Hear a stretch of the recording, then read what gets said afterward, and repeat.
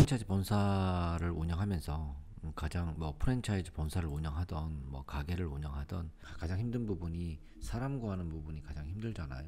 사람을 뽑기도 힘들고 사람을 뽑았다고 한들 또 그 사람들을 어떻게 운영할 것인가도 굉장히 힘들잖아요. 그러니까 믿을 만한 사람도 없고 또 좀 믿는다 싶으면은 좀 더 익숙해지면 또 나간다고 하고 또 이런 부분들이 많이 발생이 됩니다.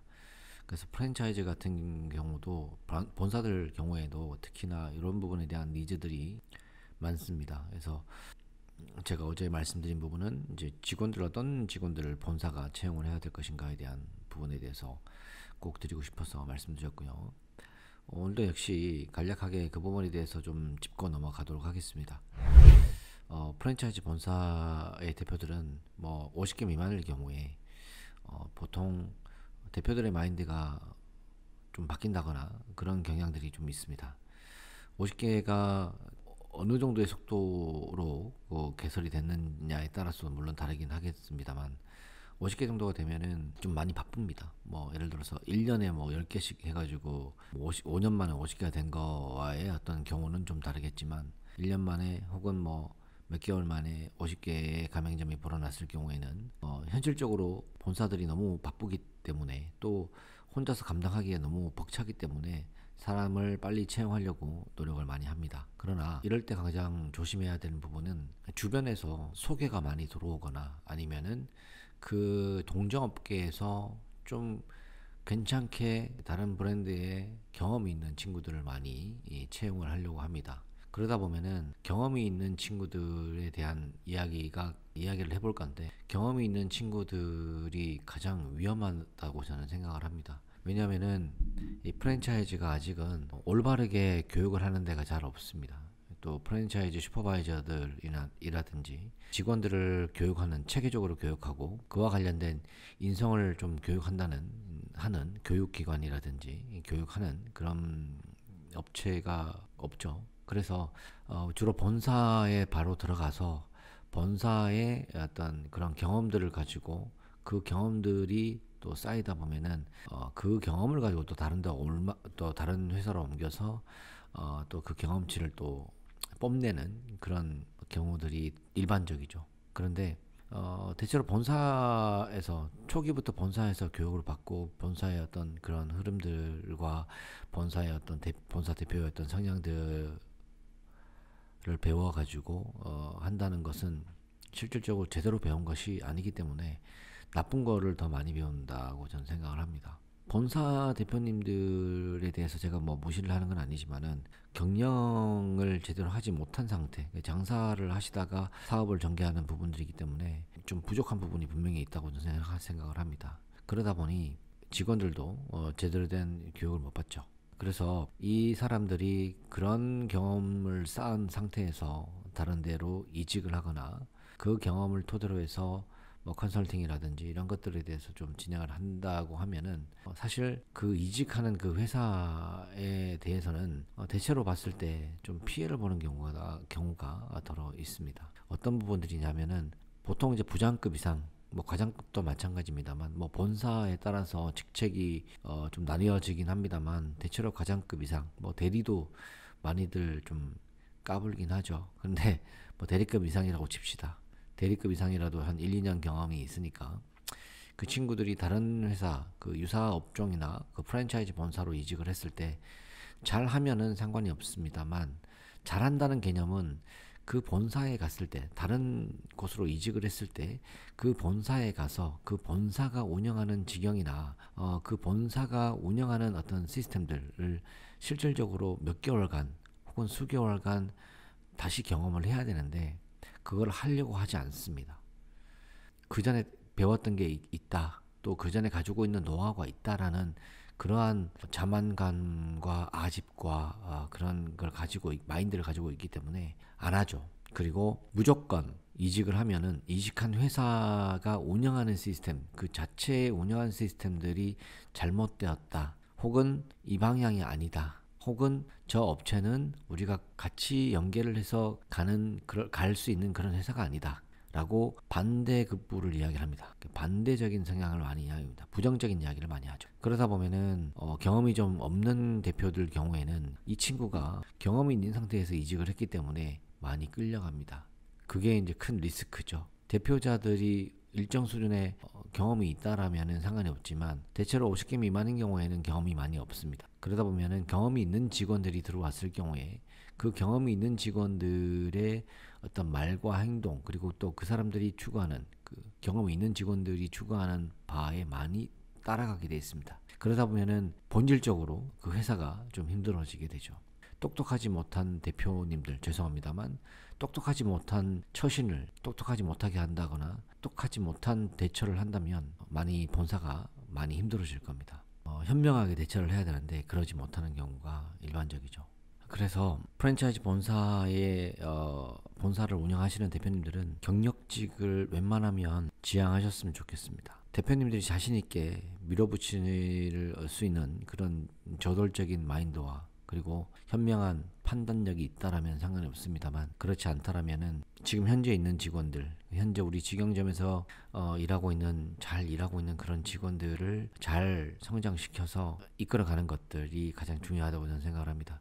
경험이 있는 친구들이 들어와 봐야 잘할 것 같다라고 판단이 되시겠지만 그렇지 못할 겁니다. 안 하려고 하기 때문에 여기에 이 시스템에 새로 이직한 이 회사에 녹여들려고 하지 않고 무조건 자기들이 알고 있는 그런 경험치를 가지고 끌어오려고 하는 그런 성향들이 먼저 선행이 되기 때문에 아마 손해를 많이 보실 겁니다. 그리고 또 하나의 손해는 금전적인 손해입니다. 그러한 친구들이 들어오게 되면은 1,200만 원으로 들어오는 게 아니겠죠. 급여가 요즘 최저임금으로 들어오는 그런 경력자가 어디 있겠습니까? 보통 못해도 한 5,600 정도의 비용을 가지고 들어오는 그런 친구들이 일반적일 거고요.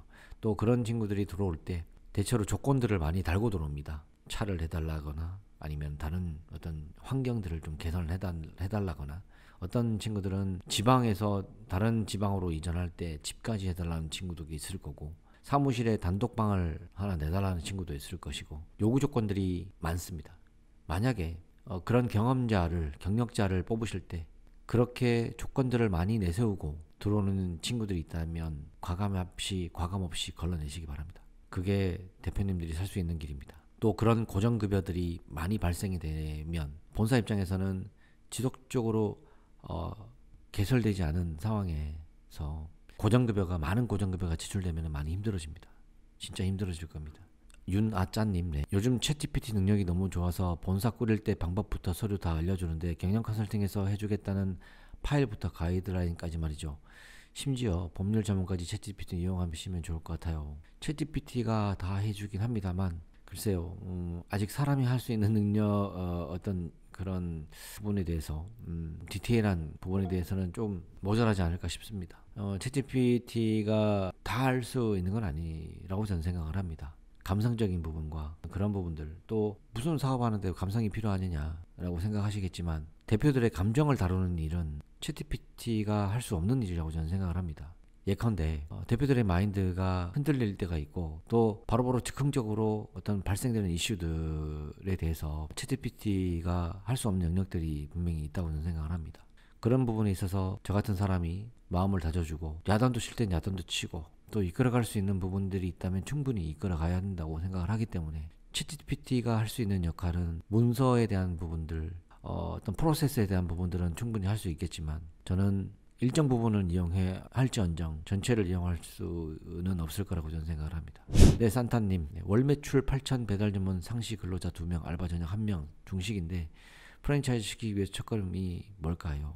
일단 조리 시스템이나 그런 것들 다 해 두셨다면 월 매출 8천, 배달, 아까 이거 지금 중식은 마진이 괜찮아서 나쁘지는 않을 것 같습니다만, 첫걸음은 우선은 제가 방송에도 항상 이야기를 했지만은 대표님들의 어떤 마인드겠죠. 내가 사업을 해야 되겠다라는 마인드를 가지고 15%밖에 안 남습니까? 워낙 배달 수수료 때문에 그럴 수 있을 것 같은데 15%면 너무 안 남는 것 같습니다. 직영점 운영하시는데 15%면 너무 마진이 없는 것 같습니다. 일단은 원팩화, 그러니까 시스템화가 조리 시스템의 원팩화도 있지만 그 식자재 비율을 좀 더 잡아주셔야 될 것 같습니다. 소스도 마찬가지. 지금 그 부분이 잡히지 않으면 15%가 남는다는 거는 너무 안 남습니다. 만약에 이 정도의 직영점을 운영하는데 이 정도의 수익률이라면 가맹점은 더 안 남을 거 아니에요. 왜냐하면 본사 식자재를 납품을 할 때 본사도 이제 어느 정도 일정 부분 남겨야 되는 상황이기 때문에 그것까지 빼버리고 또 유통 마진들 빼고 하면은 아마 가맹점주들은 더 힘들어질 것 같습니다. 그래서 일정 부분의 마진율을 더 남길 수 있는 구조를 만드시는 게 우선 급선무입니다. 그거를 만들어 놓은 다음에 그 다음에 이제 뭐 프랜차이즈 본사를 구축할 수 있는 첫 단계를 진행하시는 게 좋을 것 같고, 문서화하는 것들 그리고 또 그런 것들은 뭐 챗GPT 아까 말씀하셨는데 그런 것들도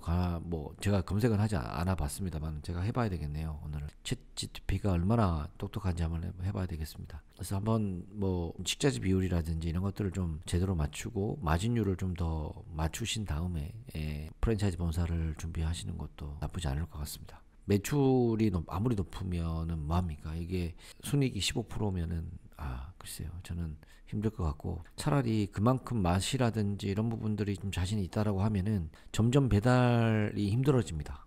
배달보다는 홀 위주의 영역으로 좀 더 확대를 하시는 것도 나쁘지 않을 것 같습니다.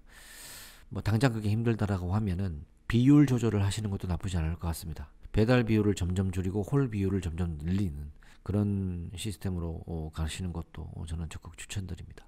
배달이 뭐 중식이 배달 위주로만 해야 된다라는 개념들은 보배 반점이라든지 백종원의 그 홍콩 반점이라든지 이런 브랜드들이 다 깨지 않았습니까?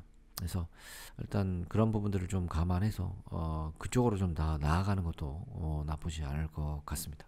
어떤 뭐 직원들에 대해서 말씀드렸습니다만, 네네.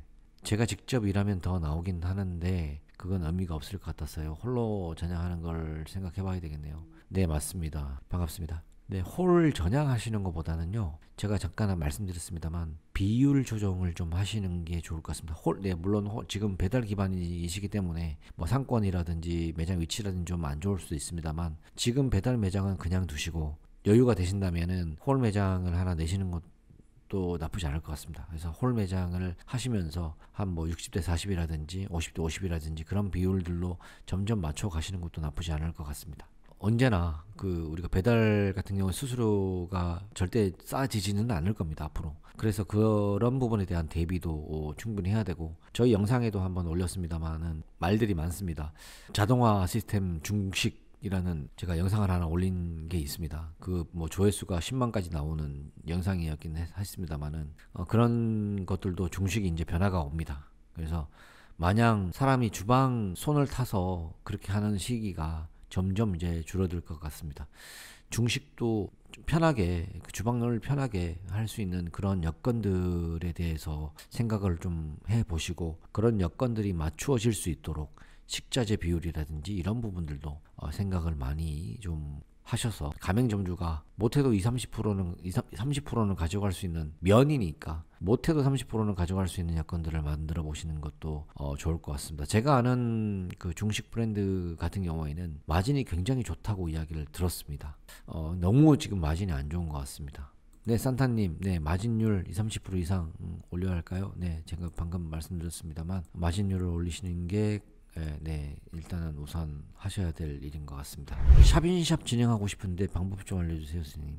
죄송합니다, 발길이님. 이 샵인샵이, 제가 샵인샵을 굉장히 부정적으로 생각하는 사람 중에 하나라서, 샵인샵을 운영을 하시고 싶다는 건지 아니면은 샵인샵 프랜차이즈 본사를 운영하고 싶다는 건지 모르겠습니다만은 언뜻 듣기로는 샵인샵 매장을 하고 싶다는 말씀이신 것 같은데, 샵인샵을 하지 않으시는 거를 좀 추천드리고요. 기존에 하시는 게 잘 안 되시면은 그냥 업변을 하시는 게 좋을 것 같습니다. 주로 샵인샵을 하시려는 분들이 대체적으로 자기들 기존에 하던 업이 잘 안 돼서 괜찮은 메뉴들 있는 것들을 좀 끌어와서 진행을 하시려고 하시는 분들이 대부분인데요. 그거 오래 가지 않습니다. 그래서 저는 샵인샵 하시는 거 적극적으로 추천드리지는 않습니다. 내가 하는 업이 잘 안 된다라면은 서비스라든지 아니면 기타 맛이라든지 이런 것들이 문제가 있다라는 건데, 샵인샵 프랜차이즈 본사로 몸짐을 빨리 불리고 프랜차이즈로 전환하고 싶다. 샵인샵으로 성공하는 브랜드가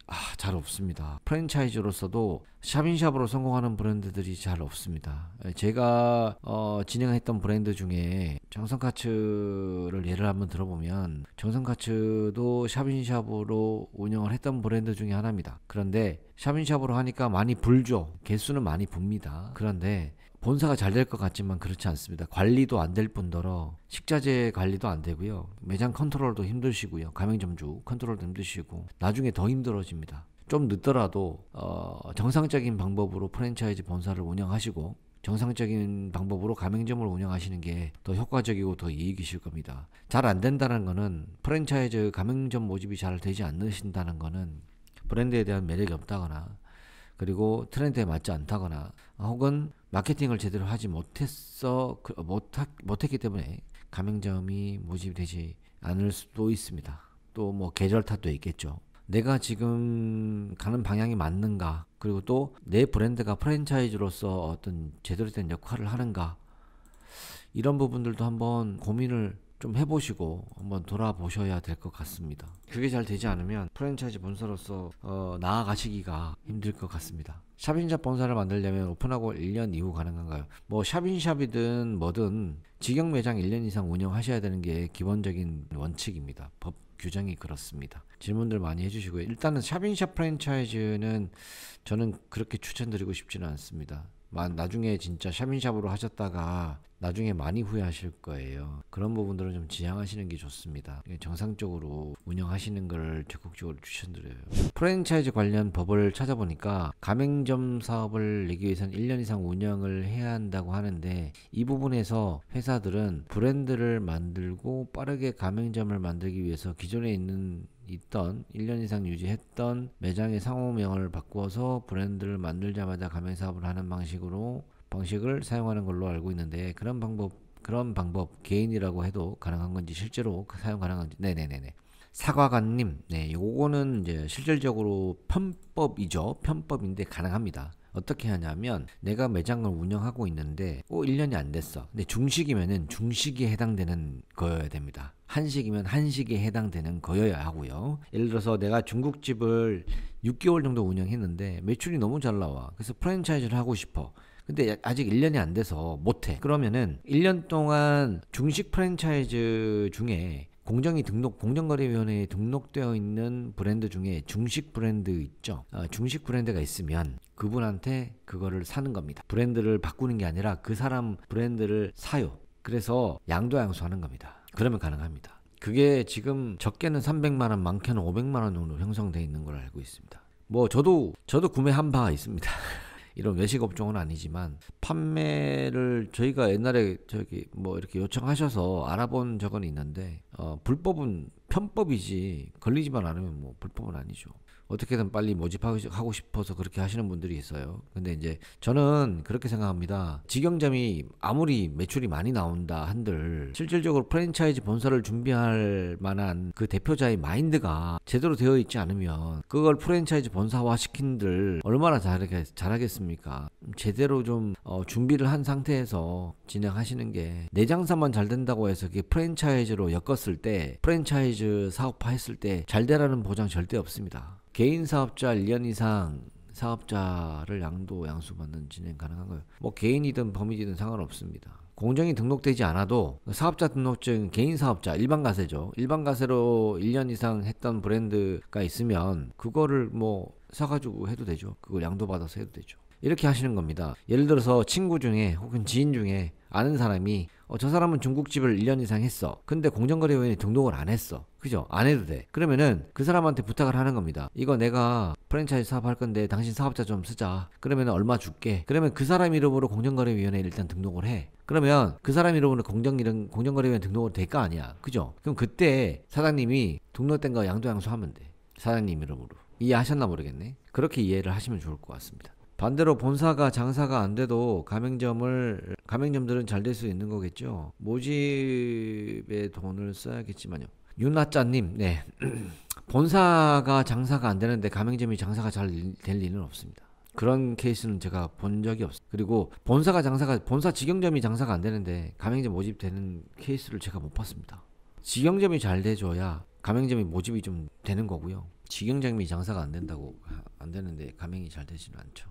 대표님이 보시기에 배달 전문 프랜차이즈는 어떻게 생각하시나요? 뭐 어떻게 운영하느냐에 따라 다르지만은 뭐 마냥 비관적이지는 않습니다. 배달이 없으면 안 되니까요. 일단 지금 전반적인 흐름이라든지 뭐 배달 수수료 때문에 좀 전반적으로 이제 가게 운영하기가 힘든 상황까지 와서 제가 말씀드리는 거지, 배달 전문 프랜차이즈가 나쁘다 뭐 그런 건 아닙니다. 어느 정도 수익률이라든지 이런 것들을 좀 잘 잡아둔 상태에서 진행하신다면은 무리 없죠. 사과가님, 본사 슈퍼바이저는 리더십을 기본으로 가맹점주들과 친목도 도모하고 친하게 지면서 관리하는 게 좋다고 생각하시나요? 반대로 관리자의 역할로서 철저한 관리 위주의 업무를 하는 슈퍼바이저가 중요하다고 생각하시나요? 네, 좋은 질문입니다. 프랜차이즈의 슈퍼바이저들은 지금 말씀하신 것처럼 친목도모 뭐 좋습니다. 그리고 말씀하신 것처럼 철저한 관리 위주 좋습니다. 제가 항상 슈퍼바이저 교육 때 우리 바이저들한테 이야기를 합니다만 밀당을 잘해야 됩니다. 그 중간치입니다. 너무 친해져서도 안 되고 너무 친해지지 않아도 안 된다. 너무 거리감을 둬서도 안 된다. 왜냐하면 프랜차이즈의 슈퍼바이저들은 카운슬링 역할을 해야 되는 부분들이 있습니다. 또 컨설팅의 역할도 있고요. 그렇기 때문에 너무 적대적이지도 말아야 되고 너무 우호적이지도 말아야 됩니다. 그 중간의 역할을 적절하게 소화를 해내야 됩니다. 그래서 슈퍼바이저들이 교육이 필요한 겁니다. 그래서 지금 현재 본사의 대표들에게 그 슈퍼바이저들이 교육받는 것은 저는 아니라고 봅니다. 왜냐하면 본사 대표님들이 초기에는 굉장히 우호적이시다가 나중에 조금 약간의 어떤 틀어짐이 있으면은 분명히 본사 대표들도 비우호적으로 변하게 되는 것은 일반적이기 때문에 슈퍼바이저들은 반드시 제대로 된 교육을 받으셔야 된다는 것을 제가 좀 꼭 인지를 해드리고 싶습니다. 항상 제가 바이저들 교육할 때 그렇게 말씀을 드립니다. 교육을 합니다. 그래서 바이저들은 최소한의 인성교육부터 제가 진행을 하는데 3월 달에 제가 슈퍼바이저들을 그냥 방송에 강의 한번 슈퍼바이저 강의 콘서트를 한번 1회 정도를 한번 할까 계획 중입니다. 제가 날짜가 잡히거나 장소가 잡히면 안내를 드리겠습니다만 얼마나 올지 잘 모르겠습니다. 슈퍼바이저라든지 프랜차이즈 본사를 운영하시는 1년 미만인 경우, 그리고 신입 슈퍼바이저들 그런 사람들만 좀 모시고 제가 콘서트?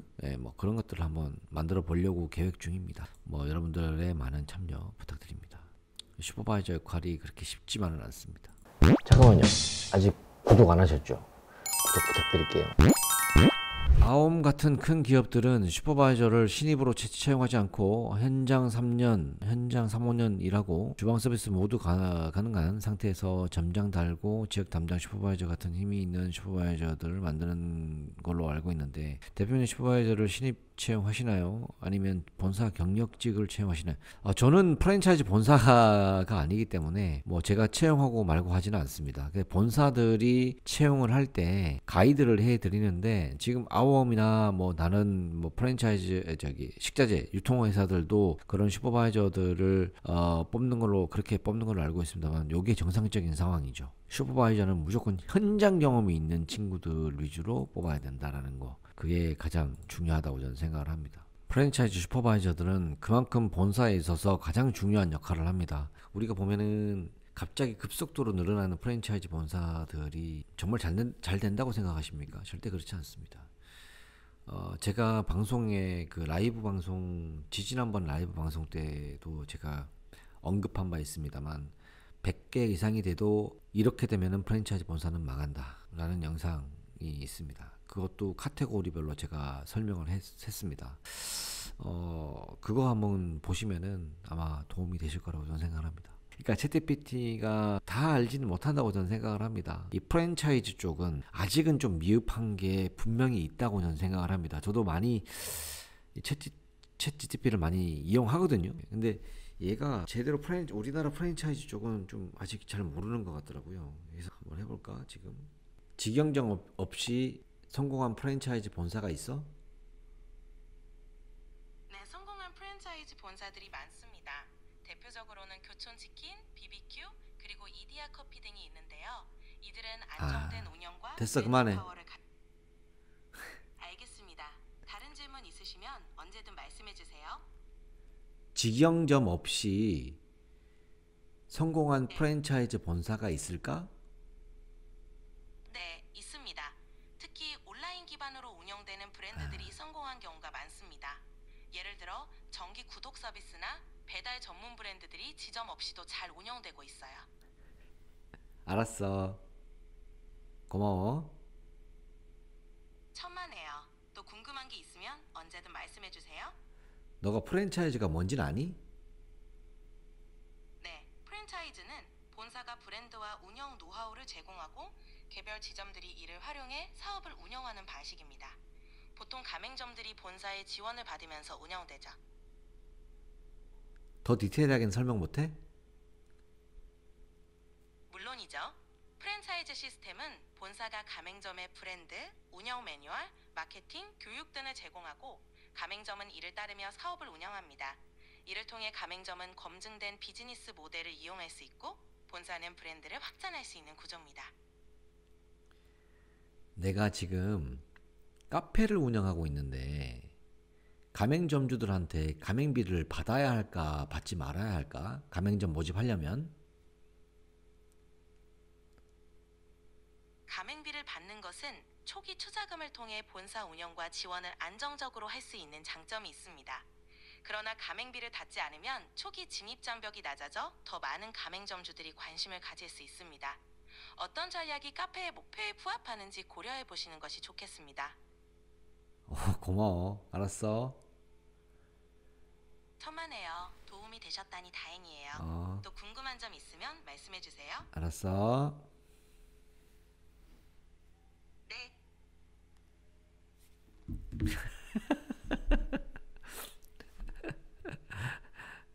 어, 역시 예. 나중에 진짜 우리 컨설팅 하는 사람들도 이제 사라지겠습니다.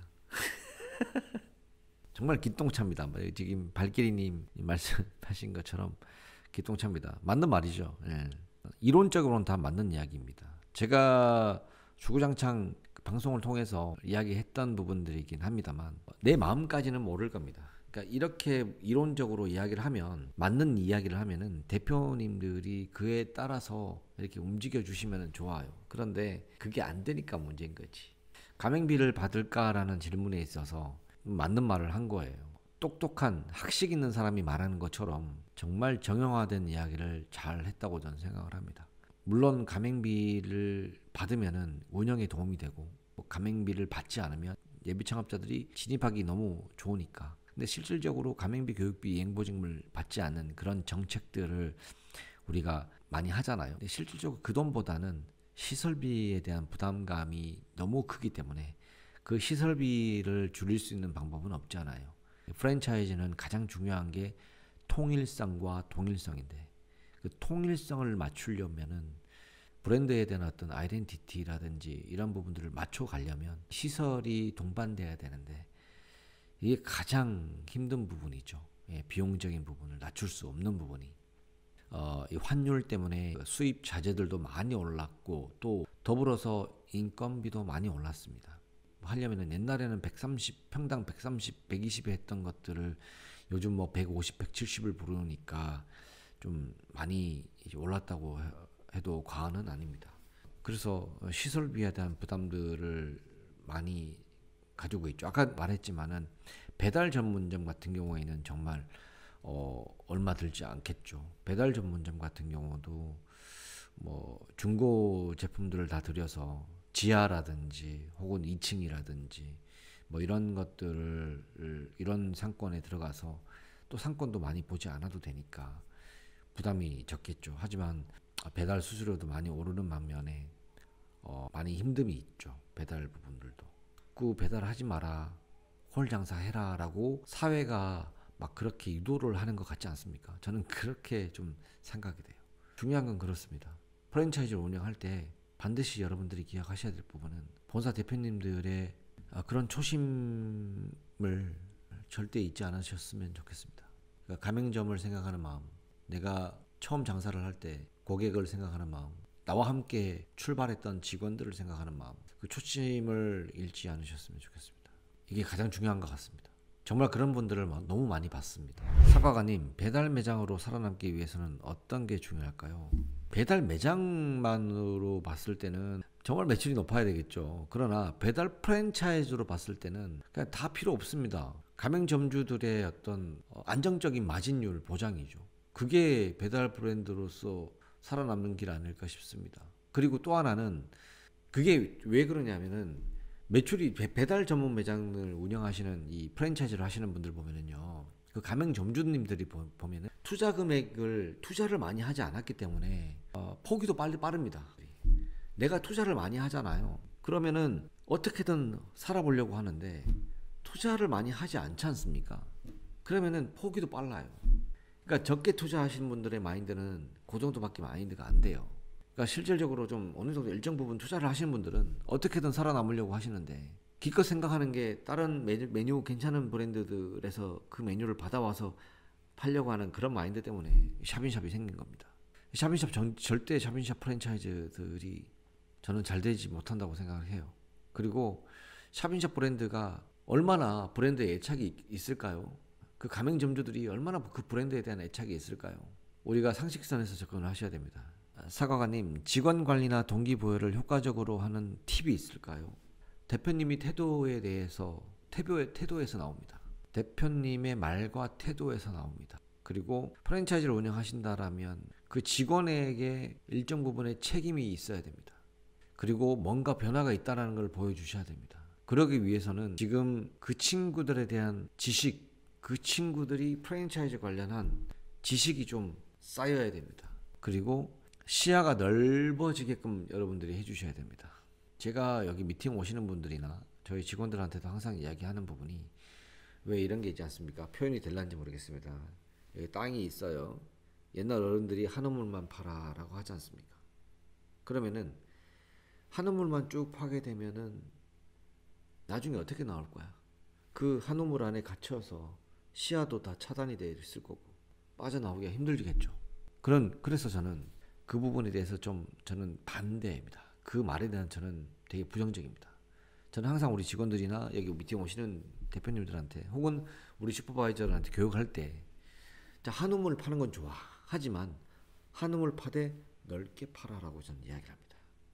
한우물 파지만 넓게 팔아.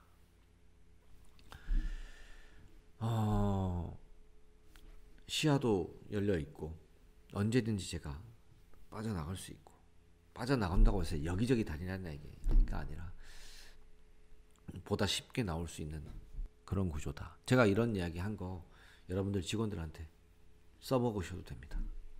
경험을 해야 됩니다. 그 직원들도 경험을 해야 돼요. 이런 이론 교육하는 것도 배워야 되고 집단 생활을 한번 해봐야 돼요. 다른 브랜드 친구들은 어떻게 공부하는지 이런 것도 한번 배워야 됩니다. 진짜 그게 필요한 것 같아요. 자, 그러면은 오늘 이렇게 찾아주셔서 너무너무 감사드리고요. 오늘 하루 마무리 잘 하시고 내일도 즐거운 하루 되시고 웃는 하루 되시기 바랍니다. 다음 주 목요일 10시 반에 또 뵙도록 하겠습니다. 여러분 고맙습니다. 자, 웃자.